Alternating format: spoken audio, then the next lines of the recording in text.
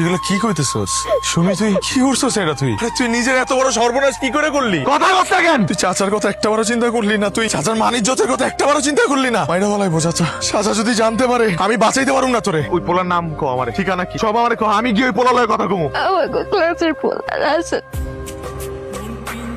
এই দিনের পর থেকে 3 মাস তার আর কোনো ফোন নাই।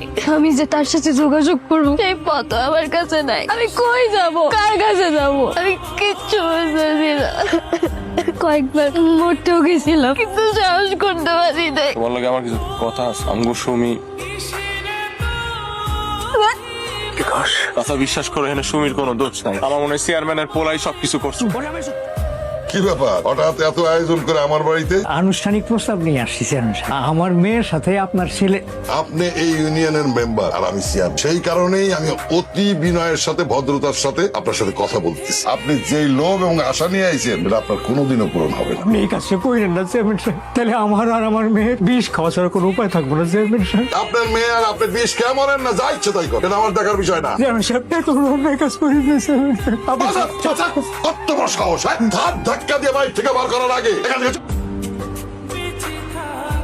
আমি তোর কাছে একটা জিনিস চাবো বাস, আমার দিবি বাস। আমার পুরো জীবনটাই তো তোমার নামে। কি চাও কও? আমি আমার কলিজারা সিরা দিয়ে দিব তোমার। তুই আমার মায়ের বিয়ে করবো স্যার। আমি তো সাথীরে ভালোবাসি। আচ্ছা তুমি তো জানো সাথীরে বিয়ে করতে চাই। তুমি এটি জানার পরও আমার এই আমি জানি, আমি সব জানি, তারপরে বাজান আমি স্বার্থপরের মতো তোর কাছে এটা চাইতেছি। আমার মান সম্মান এখন তোর উপরে বাজান। আমার যদি তুই ফিরে দিস খালি হাতে, তাহলে আমার আর সুমির বেশি খাওয়া ছাড়া কোনো উপায় থাকবে না বাজান। আমার মায়ের বিয়ে করে তুই আমার মান সম্মানটা রক্ষা কর বাজান। আমি দূরে বাজান, তুই আমার মান সম্মানটা রক্ষা কর। আমার এই জীবনটা আসার দান। ছোটবেলা থেকে আমরা অনেক আদর যত্ন করে বড় করছি, মানুষ করছি। আজকে একটা জিনিস চাইছি, জীবনে প্রথম আমি না করতে পারি নাই। আমি কি করবো? আমার তুমি আমি কি করবো? তুমি তোমার চাচার কথা মানবে না, আমার এটা চিন্তা করো।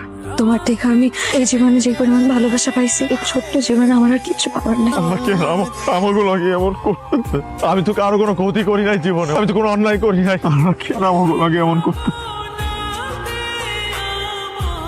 আমার জীবনের সব সুন্দর মুহূর্তগুলো আমি তোমার দিয়ে চাইতেছি। তোমার জীবনের সব সুন্দর মুহূর্তগুলো আমার কাছে রাখা দিতেছি। এই মুহূর্তগুলোর কথা চিন্তা করে আমি বাকি জীবন পার করে দিতে পারবো হাসতে হাসতে, খুশি খুশি। ঠিক আছে, তুমি তোমার চাচার কথা মাইনা নাও আর একজন ভালো স্বামীর দায়িত্ব পালন করবা, ঠিক আছে? আল্লাহ জোরা কবুতর দুজনে এক হইতে দিল না। আমি আদর করতে আমার মাফ করে দাও। আমার কিছু করার নাই, আমার মাফ করে দিও।